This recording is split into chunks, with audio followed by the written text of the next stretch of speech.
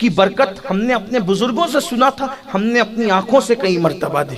میرے تیسرے نمبر کے بھائی حافظ سید مقیم، ان کا ایکسیڈنٹ ہو، مالیگاؤں کے ہاسپٹل میں لے کر گئے، پورا محلہ سحری کے وقت رمضان شریف میں پورا محلہ جمع ہو گیا۔ الحمدللہ میرے رب کا احسان ہے، جتنا دنیا کے لوگ ہم لوگوں کو چاہتے ہیں اس سے زیادہ ہمارے محلے کے لوگ ہمیں چاہتے ہیں۔ پورا محلہ جمع ہو گیا، ہنگامہ ہے۔ ہاسپٹل لے گئے تو ڈاکٹر دھیرے دھیرے ڈریسنگ کرتا ہے، میں تو اندر نہ جا سکا، مجھ سے خون نہیں دیکھا جاتا، اندر نہ جا سکا، تو تاخیر ہو رہی تو میں نے کہا ہمارے ساتھی جمیل رضوی صاحب سے کہ بھی جلدی نکالو، کیونکہ ڈاکٹر کہتا ہے یہاں علاج نہیں ہوگا، دھولیا لے جانا، مالیگاؤں سے دھولیا 50 کلومیٹر، دھولیا لے جانا پڑے۔ تو ڈاکٹر سے کہو جلدی کرو، تو وہ ڈاکٹر وہ کہتے ہیں بھی جلدی کر، تو کہتا ہے دھولیا لے جانا یا علاج نہیں ہوگا تو جلدی کر، معاملہ بہت نازک۔ تو اس نے کان میں کہا دھولیا نہیں جا پائے گا یہ، اسی لیے میں دھیرے دھیرے کر رہا ہوں کہ جو ہونا یہی ہو جائے۔ یہ حالت تھی، یہ نہیں جا پائے گا دھولیا۔ وہ اس نے کہا کہ تو جلدی کر، جو ہونا ہے وہ ہوگا لیکن تو جلدی کر۔ اور انہوں نے آ کے میرے کان میں یہ بات کہی اور پھر اس کو ایمبولینس میں رکھا گیا۔ میں تو نہ جا سکا، ساتھ میں میرا حوصلہ نہ تھا۔ گھر کے لوگوں نے کہا جا رہے، میں نے کہا جو ابراہیم اور موسیٰ کی امیوں نے کہا تھا میں بھی وہی کہتا ہوں، اس کو میں نے تیری امان میں دیا، فی امان اللہ، اللہ کی عزت کی قسم، اللہ کی عزت کی قسم، کہ ٹھیک 1 ہفتے کے بعد وہ اچھا ہو کے گھر آ گیا۔ اس لیے آپ سے بھی کہتا ہوں اللہ پہ بھروسہ، دیکھو اللہ سے کچھ چیزیں لینے کے لیے نیک ہونے کی ضرورت نہیں ہے، اللہ پر بھروسہ ہونا چاہیے۔ دعا کی قبولیت کے لیے بھی نیک ہونے کی ضرورت نہیں، اللہ پہ بھروسہ ہونا چاہیے۔ اپنی باتیں اللہ سے منوانے کے لیے نیک ہونے کی ضرورت نہیں، اللہ پہ بھروسہ ہونا چاہیے۔ جو اللہ پہ یقین کرے اللہ اس کے لیے کافی ہے۔ اس لیے گھر سے نکلو تو فی امان اللہ بول کر اپنے بچوں کو یہ یاد دلا دو، فی امان اللہ۔ فی حضرت ابراہیم علیہ السلام کی امی نے کہا کہ میں تجھے تیری امان میں دیتی ہوں، اور جب واپس لوٹی تو دل دھک دھک کر رہا تھا، فوراً خیال ہے تو نے تو اللہ کی امان میں دیا ہے نا۔ جب وہاں پہنچی تو کیا دیکھا، جنگل کے درندے چاروں طرف سے گھیر کے بیٹھے ہیں اور حضرت ابراہیم کی حفاظت کرتے ہیں۔ اسی غار کے اندر ابراہیم علیہ السلام کی پرورش ہوئی، اور تقریباً 11 یا 12 سال تک کے ابراہیم علیہ السلام اسی غار میں رہے۔ اور جب عمر بڑھ گئی تب آپ باہر تشریف لائے، اور جب باہر آئے تو پھر جو کیا وہ ایک طویل داستان ہے، لیکن بات بہت دور سے دور گئی، اینڈ کی طرف جانا تو ہوگا۔ یہ داستان اتنی طویل ہے، اتنی لمبی ہے کہ گھنٹوں میں بھی ختم نہیں ہوگی، اور مجھے میرے آقاؤں کی زندگی پڑھنے کا ایسا لطف ہے، ایسا چسکا ہے کہ تھوڑی دیر کے اندر یہ داستان مکمل نہیں ہوتی، اس کے لیے طویل وقت چاہیے۔ لیکن اینڈ کرتا ہوں، اللہ نے آپ کو اپنا خلیل بنایا، اور خلیل اس کو کہتے ہیں کہ جو یار کے علاوہ کسی کو نہ چاہے، یعنی محبت سب سے کرے، لیکن جب یار کی محبت اور دوسروں کی محبت آمنے سامنے ہو جائے تو سب کو قربان کر دے۔ اس کی جلوگری دیکھیں آپ، اس کی جلوگری۔ خلیل تھے نا، خلیل، اللہ نے کہا پہلا امتحان پیدائش گار میں ہوئی، دوسرا امتحان اللہ کی محبت میں آگ میں ڈالے جائے۔ نمرود سے مناظرہ کیا تھا نا آپ نے، نمرود سے کہا تھا میرا اللہ وہ ہے جو مارتا بھی اور جلاتا بھی ہے، تو اس الو نے کہا کہ یہ کام تو میں بھی کر سکتا، مارو جلا تو میں بھی سکتا۔ کیسے جلا سکتے ہو؟ ایک آدمی جا رہا تھا، اس کو پکڑ کے مروا ڈالا، دیکھو کہا میں نے مار دیا، اور ایک کو پھانسی کی سزا تھی، اس کو چھڑا کر کے کہا گھر جا، تو کہا دیکھو میں نے زندگی دے دی۔ ابراہیم علیہ السلام نے کہا یہ سمجھتا ہی نہیں یہ موت اور زندگی کے فلسفے کو، تو آپ نے اس سے ایک بات کہی سمجھانے کے لیے، فرمایا میرا اللہ مشرق سے سورج نکالتا ہے، اگر تو خدا ہے تو مغرب سے نکال کے بتا۔ قرآن کہتا ہے حالت خراب ہو گئی، فَبُہِتَ الَّذِي كَفَرَ، ہاں پھر وہ خدا بننے والا ہیبت زدہ ہو کر کے رہ گیا، کیونکہ دلیل تھی نا ابراہیم علیہ السلام کی۔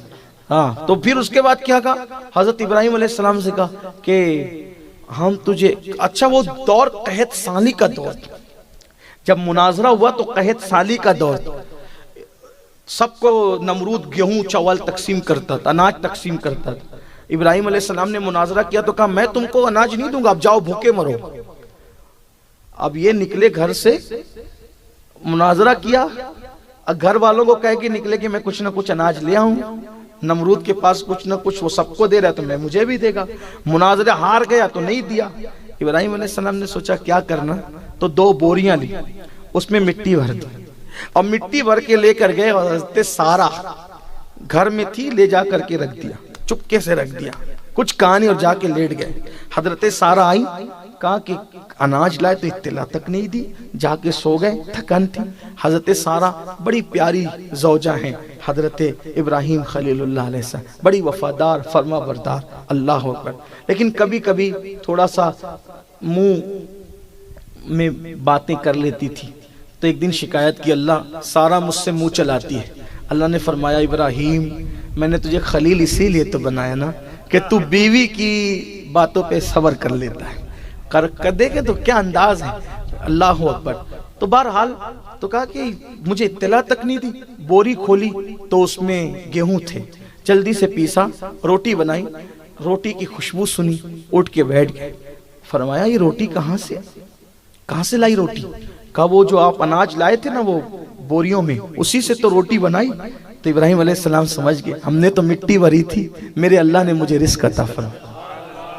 پتہ چلا اگر حکومتیں دہشت گردی پر اتر آئے اور روزی نہ دے تو رزاق وہ نہیں، رزاق اللہ ہے، کوئی توکل تو کر کے دیکھے۔ بہرحال پھر حضرت ابراہیم علیہ السلام کی یہ شان تھی، پھر پلان تیار ہوا، یہ ایسے نہیں رکے گا، اس کو آگ میں ڈالو، اور آگ میں ڈالنے کے لیے اتنی بڑی انگار تیار کی جس کا طول و عرض تقریباً 12 میل بتایا جاتا ہے۔ ایک وجود کو ڈالنے کے لیے اتنا لمبا چوڑا انتظام، مختلف اقوال میں آپ کے سامنے پیش کیا، اور اس کے بعد پورے عراق میں ہنگامہ، ابراہیم کو جلائیں گے، ابراہیم کو جلائیں گے، ابراہیم کو جلائیں گے، ابراہیم کو جلائیں گے۔ عورتیں ایسی اس معاملے میں جذباتی تھی کہ کوئی بیمار پڑتا تھا تو منتیں مانگتی تھی کہ میرا بیٹا اچھا ہو جائے گا تو ابراہیم کو جلانے کے لیے جو علاوہ تیار ہو رہے ہیں اس میں لکڑی لے جا کر کے ڈالوں گی، کیونکہ ابراہیم ہمارے خداؤں کو برا کہتا ہے، ہمارے خداؤں کو برا کہتا ہے، ہمارے خداؤں کو برا کہتا ہے۔ عورتیں چرکا کاٹتی ہے، دن بھر شام کو جو مزدوری ملتی ہے لے جا کے لکڑیاں ڈالتی ہے، لوگ منتیں مانگتے ہیں، حکومت لکڑیاں بھر رہی ہے۔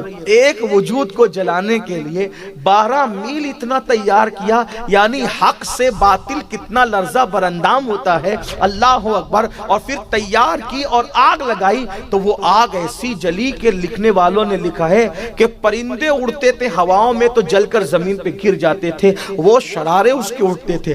آگ تو جلا لی لیکن اب اتنی اس کی حرارت ہوئی کہ آگ میں ڈالنے جائے کون؟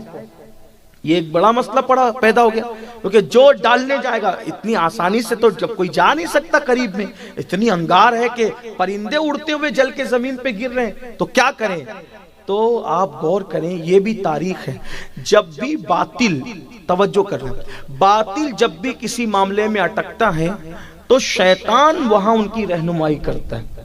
شیطان انسان کی بڈھے کی شکل میں آیا، بڈھے انسان کی شکل میں شیطان آیا اور ان کے ساتھ بیٹھا، نمرود اور ان کے رفقا کے ساتھ۔ کیوں پریشان ہو بھائی؟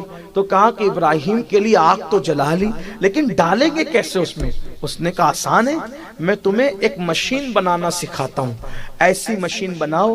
یہ تاریخ ہے جنرل نالج والوں کے لیے کہ منجنیق، جس کو گوفن کہتے ہیں، یہ منجنیق بنانا انسان کو شیطان نے سکھایا، یعنی کچھ باتیں بھی شیطان سکھاتا ہے۔ تو منجنیق بنانا سکھائی۔ منجنیق سمجھتے ہیں نا؟ اگر آپ سرچ کریں گے تو آپ کو پتا چلے گا، وہ 2 پہیے اس کے ہوتے تھے اور ایک ایسا لمبا سا لمبوترا جو ہے لوہے کا ہوتا تھا، اور اس کے اندر جو وہ ایک ربری رسہ ہوتا تھا، اس کو ایسے کھینچتے اور کھینچ کر کے جب اس کو چھوڑتے تھے تو اس کے منہ پہ جو پتھر رکھا رہتا تھا وہ پتھر کو زور سے جا کر کے وہ لگتا تھا، اور وہ پتھر کو لے جا کر کے اتنی دور پھینکتا تھا کہ بڑے بڑے قلعوں کی دیواریں اس سے ٹوٹ جاتی تھی۔ اکثر اس منجنیق کو لوگ جنگ کے موقع پہ استعمال کرتے تھے، لیکن پہلی بار وہ کب استعمال ہوا؟ پتھر رکھنے کے لیے نہیں، اس کے سرے پہ ابراہیم علیہ السلام کو رکھنے کے لیے، اور رسہ۔ اب انہوں نے منجنیق بنائی شیطان کے بتانے پہ۔ اب شیطان نے منجنیق بنانا سکھایا تو ان کو پریکٹس بھی کروا رہا تھا کہ ایسے رسہ کھینچو، رسہ کھینچا پھر چھوڑا، رسہ کھینچا، تو برابر برابر جا جا کر کے لگتا تھا، لیکن جس دن وہ ابراہیم علیہ السلام کو قید خانے سے نکال کے لائے اور پتھر کی جگہ ابراہیم علیہ السلام کو کپڑے اتار کر، آپ کا کرتا اتار کے آپ کو بٹھایا، بٹھانے کے بعد فرشتے چیخ پڑے، ایک ہی تو تیرا بندہ ہے جو تیرا نام لیتا ہے، تیری عبادت کرتا ہے، وہ بھی آگ میں جا کے جلے گا۔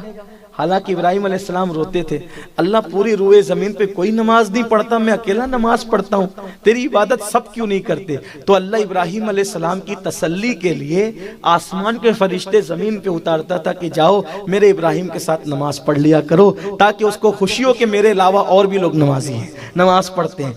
اب آپ سے پوچھتا ہوں، ابراہیم علیہ السلام کا دل دکھتا تھا کہ میرے علاوہ کوئی نماز نہیں پڑھتا، تو آج اگر ملت ابراہیمی کا دعویٰ کرنے والے اگر نماز نہیں پڑھتے تو کیا حضرت ابراہیم کا دل آج نہیں دکھتا ہوگا کہ میری ملت کا دم بھرنے والے، میری اولاد بننے والے، میری اولاد کہلانے والے جو ہے وہ نماز نہیں پڑھتے؟ اللہ اکبر۔ تو ابراہیم علیہ السلام کا کرتا اتارا اور رکھا۔ اب یہاں توجہ سے سننا، میں کہاں سے پڑھ رہا ہوں اب یہ چیز، کیونکہ میں بہت ساری کتابوں کا اتنے مجموعہ نچوڑ کے پیش کر رہا ہوں، یہ ساری داستان ایک کتاب میں نہیں ملے گی۔ اب میں روح البیان پر آ گیا ہوں۔ جب وہ رسی کھینچی جانے لگی، کبھی ابراہیم علیہ السلام کو بٹھا کر رسی کھینچی جانے لگی تو اس وقت فرشتے چیخ پڑے، اللہ یہ اکیلا تیرا نام لے بھائی، یہ جل جائے گا۔ اللہ نے کہا کیا چاہتے ہو؟ کہا ہم اس کی مدد کرنا چاہتے ہیں۔ کہا جاؤ پھر مدد کرو، اگر وہ مدد لے تو مدد کرو۔ تو جبریل علیہ السلام آئے، پوچھا آپ کو کوئی حاجت ہے؟ کہا تم سے کوئی حاجت نہیں۔ دیکھو اللہ پر یقین، اللہ پر یقین، تم سے کوئی حاجت نہیں۔ تو جبریل علیہ السلام نے کہا مجھ سے نہیں ہے، اللہ سے ہے نا، تو اللہ ہی سے کہو، میں وہاں جاتا ہوں جہاں کوئی نہیں جا سکتا، تو میں آپ کی حاجت پیش کروں گا۔ کیا جواب دیا؟ اسی کو عشق کہتے ہیں، اسی کو یقین کہتے ہیں، اسی کو توکل کہتے ہیں، اور قدرت یہی دیکھتی ہے، اور اللہ کی مدد ہمیشہ وہاں آتی ہے جب ساری امداد ختم ہو جاتی ہے۔ جب ابراہیم خلیل اللہ کو جبریل علیہ السلام نے کہا مجھ سے نہ کہتے تو اللہ سے کہیں، وہی مدد کرے گا، وہاں جاتا ہوں جہاں کوئی نہیں جاتا، تو کیا کہا پتہ ہے؟ کہنے کی حاجت نہیں ہے، جو مدد کرنے والا ہے اس پر سب آیا ہے، وہ دیکھ رہا ہے، وہ دیکھ رہا ہے۔ فرشتے آئے، اب انہوں نے کچھ نہیں کہا جبریل کو تو منع کر دیا، ہمیں منع کریں گے، تو انہوں نے کیا کیا؟ نمرود کے لوگ آدمی ادھر رسہ کھینچ رہے، ادھر فرشتے ادھر سے کھینچ رہے، تو کل تک کے رسہ آسانی سے کھینچتا تھا، جاتا تھا، آتا تھا، آتا تھا، جاتا تھا، لیکن آج ابراہیم علیہ السلام کو بٹھا کے رسہ کھینچا، رسہ کھینچاتا ہی نہیں۔ رسہ کیا کر ایک ابراہیم کو بٹھا کے کیا ہو گیا کہ رسہ کھینچاتا ہی نہیں؟ اتنے میں پھر شیطان آیا، اور شیطان نے آ کر کے کہا رسہ ایسے نہیں کھینچائے گا، کچھ عورتوں کو بلاؤ۔ یہ روح البیان سے ماں بہنوں کی خاص توجہ، کچھ عورتوں کو بلاؤ۔ عورتوں کو بلایا، ان سے کہو اپنے دوپٹے اتار دو۔ جیسے انہوں نے اپنے دوپٹے اتارے، فوراً رسہ کھینچ گیا، فوراً رسہ کھینچ گیا، ان کا کام ہو گیا۔ علامہ اسماعیل حقی رحمت اللہ علیہ اس پہ تفسیرہ کرتے ہوئے فرماتے ہیں، ہمارے بزرگوں نے تفسیرہ کیا، عورتیں آئی اور دوپٹہ انہوں نے سر سے ہٹایا، تو رسہ کیوں کھنچ گیا؟ پہلے کیوں نہیں کھنچ رہا تھا؟ تو اس وقت ہمارے بزرگ فرماتے ہیں کہ ادھر سے نمرودی کھینچ رہے تھے، ادھر سے فرشتے کھینچ رہے تھے، تو چونکہ فرشتوں کی طاقت کے سامنے ان کی طاقت کام نہیں کر رہی تھی، تو شیطان نے کیا کیا؟ عورتوں کو بلوایا اور دوپٹے ہٹوائے۔ تو جیسے ہی اپنے سر سے ان عورتوں نے دوپٹے ہٹائے، اس دوپٹے ہٹانے کی نحوست سے سارے وہاں سے رحمت کے فرشتے چلے گئے واپس، کیونکہ جہاں کھلے سر والی عورت ہوگی وہاں پر رحمت کے فرشتے کبھی نہیں ہوں گے۔ اور اس پر اشارت النص کے اعتبار سے اگر یہ واقعہ لکھنے میں اسماعیل حقی صحیح ہیں، توجہ کرنا، کیونکہ بھئی قلم کسی کا بھی پھسل سکتا ہے۔ آج کل تو حالات لوگ ایسے ہی ہے نا کہ لوگ تفسیریں کرتے ہیں یہ روایت ضعیف ہے اور ایسی ہے ویسی، اس لیے میں کہہ رہا ہوں، ورنہ اسماعیل حقی میرے لیے دلیل ہے، ہم اپنے بزرگوں کو دلیل مانتے ہیں، لیکن اعتراض کرنے والوں کے لیے کہہ رہا ہوں اگر اسماعیل حقی اس واقعے کو لکھنے میں سچے ہیں، حق و ثواب پر ہیں، تو توجہ کریں، ابراہیم جیسا پیغمبر موجود ہے، اور اگر عورت سر سے دوپٹہ ہٹا لے تو وہاں بھی رحمت کے فرشتے ٹک نہیں رہے ہیں، بلکہ وہاں سے غیرت کی وجہ سے چلے جا رہے ہیں۔ نبی تو وہاں اللہ اکبر دشمن کے نرغے میں امتحان دے رہا ہے، نبی کا رہنا وہاں تو امتحان کی تکمیل کے لیے ہے، لیکن فرشتے وہاں رکے نہیں، چلے گئے۔ اب آپ سے پوچھنا چاہتا ہوں، آپ کہتے ہیں ہمارے گھر میں برکت نہیں، ہماری بیٹی کو رشتے نہیں، ہمارے گھر میں مصیبتیں، ہمارے گھر میں بیماریاں۔ اللہ کے بندوں، تمہاری بیٹیوں کے سر پہ دوپٹے کب ہے؟ تمہاری بیویوں کے سر پہ دوپٹے کب ہے؟ اللہ اکبر۔ رحمت کب ہوگی؟ جب رحمت کے فرشتوں کا نزول ہوگا۔ برکت کب ہوگی؟ جب رحمت کے فرشتوں کا نزول ہوگا۔ جس گھر میں رحمت کے فرشتے کبھی آئے ہی نہیں، اس گھر میں رحمت کا نزول کیسے ہوگا؟ پھر آپ تعویذ کتنے بھی بڑے پیر سے لے لو، جس گھر میں رحمت کے فرشتے نہ آئے اس گھر کے اندر رحمت نہیں آ سکتی۔ یاد رکھو، اللہ اکبر۔ یہ فلسفہ شیطان نے نمرودیوں کو بتایا، اگر رحمت کے فرشتوں کو ہٹانا ہے تو عورتوں کو ننگے سر کر کے لا کے کھڑا کر دو، رحمت کے فرشتے چلے جائیں گے۔ اسی لیے یہود اور اسلام دشمن طاقتوں نے ایسا کیا کہ ہماری بیٹیوں کو آدھی آستین کے کپڑے پہنا دیے، ان کے سروں سے دوپٹے ہٹوا دیے۔ اللہ اکبر۔ عورتوں کو ننگا کیا جا رہا ہے، عورتوں کو عوریاں کیا جا رہا ہے، عورتوں کو بے پردہ کیا جا رہا ہے، تاکہ رحمت کے فرشتوں سے تم محروم ہو جاؤ اور تم در در کے بھکاری بنو۔ اگر رحمتیں چاہتے ہو تو اپنے گھر کی خواتین سے کہو کہ وہ اپنے گھر میں رہیں، تب بھی کم سے کم سر کو ڈھانک کر کے رکھیں۔ بلکہ اس سے بڑی ایک بات علامہ اسماعیل حقی نے لکھی ہے کہ جب اللہ کے رسول علیہ السلام پہلی وحی کے بعد گھر میں آئے، توجہ کریں، یہ سورۃ الانبیاء کے باب میں انہوں نے لکھی ہے اسماعیل حقی علیہ السلام۔ جب حضور گھر میں تشریف لائے تو حضرت خدیجہ سے کہا، اماں خدیجہ پاک سے، زملونی مجھے چادر اڑاؤ۔ تو کہا کیا ہوا؟ فرمایا میں ایک فرشتہ دیکھ رہا ہوں۔ فرشتہ؟ ہاں۔ اس نے کیا کہا؟ اقرا بسم ربک الذی، پوری داستان بتائی۔ تو کہا رکیے، ابھی وہ فرشتہ دکھتا ہے آپ کو؟ ہاں دکھ رہا ہے۔ ادھر آئے، ابھی دکھتا ہے؟ ہاں دکھتا ہے۔ اما جان خدیجہ نے سر سے دوپٹہ ہٹائے۔ یہ علامہ اسماعیل حقی نے لکھا ہے، میں اس کو نقل کر رہا ہوں عبرت کے لیے۔ اپنے سر سے دوپٹہ ہٹایا، پھر پوچھا اے میرے سلطان وہ فرشتہ دکھ رہا ہے ابھی؟ کہا نہیں خدیجہ اب وہ نہیں دکھتا۔ پھر سر پہ دوپٹہ ڈالا، اب دکھتا ہے؟ ہاں دکھتا ہے۔ دوپٹہ ہٹایا، اب دکھتا ہے؟ نہیں دکھتا۔ فرمایا، عرض کیا واللہ یہ وہی فرشتہ ہے جو موسیٰ پر آیا تھا، جو عیسیٰ پر آیا تھا، جو نبیوں پر آیا تھا۔ یہ شیطان نہیں، یہ فرشتہ ہے۔